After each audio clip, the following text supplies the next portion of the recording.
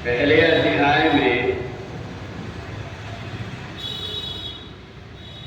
विषाद योग का वर्णन है। दृष्टवेमं स्वजनं कृष्ण युयुस्वं समुपस्थितं सीदन्तिमं गात्राणि मुखं च परिशुष्यति। जिस समय महाभारत का युद्ध प्रारंभ होने को है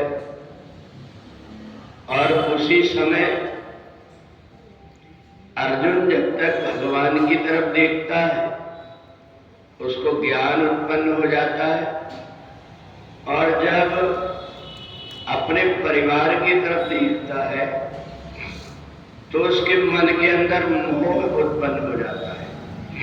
और इसलिए मोह सकल व्याधिन कर मूला, सारे संसार में जितने भी प्रकार के दुख हैं वो सब मोह के कारण होते हैं। जब हम धीरे धीरे अपना परिवार का मोह कम कर लेते हैं तो हमारा ये जीवन सार्थक हो जाता है। संसार के जितने भी व्यक्ति हैं वो केवल स्वार्थ के कारण हमसे जुड़े हुए।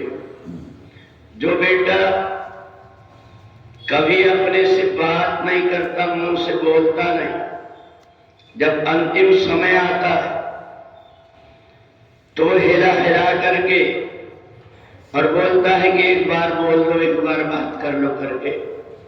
जब जिंदा था व्यक्ति उस समय उसने कभी मुंह से बोलने की कोशिश नहीं किया, और जब व्यक्ति बोलने लायक नहीं होता, अंतिम समय रहता है तो दूसरों को दिखावा करने के लिए हिला हिला करके बोलता है।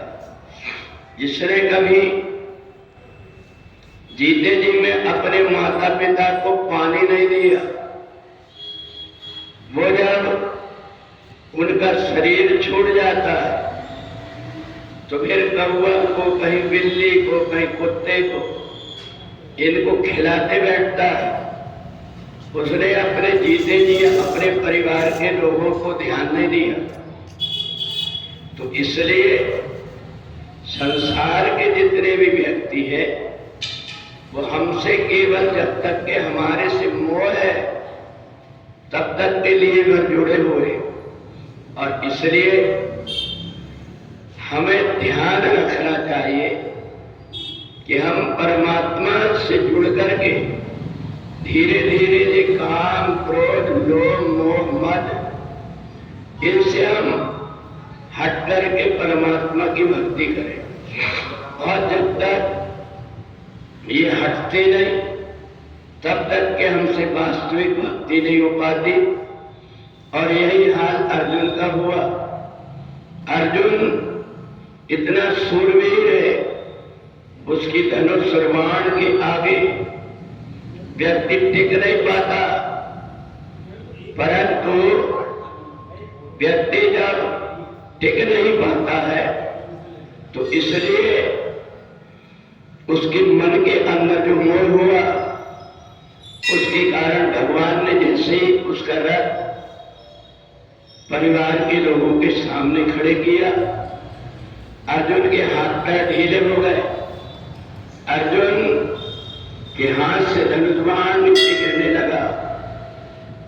तो इसलिए कहाँ किस प्रकार की स्थिति इन विकारों के कारण आ जाए, इसलिए इनसे धीरे धीरे जो व्यक्ति संभल करके रहता है उसका ये लोक और परलोक दोनों सुधर जाता है।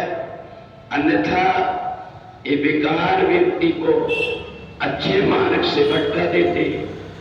और इसलिए संसार के जितने भी अच्छे मार्ग हैं वो सब इन सब से हट करके तय होते हैं। तो इसलिए काम, क्रोध, लोभ, मोह, इनसे जब व्यक्ति हटता है तब जाकर के उसका वास्तविक कल्याण का रास्ता निकलता है। तो इसलिए जिस परिवार में रहते हैं उनकी आत्मा न दुखे, उनका भला हो, इतना तो केवल अपने को ध्यान दे, परंतु ऐसे उसमें लचपत न जाए, हमारा लोक और परलोक दोनों में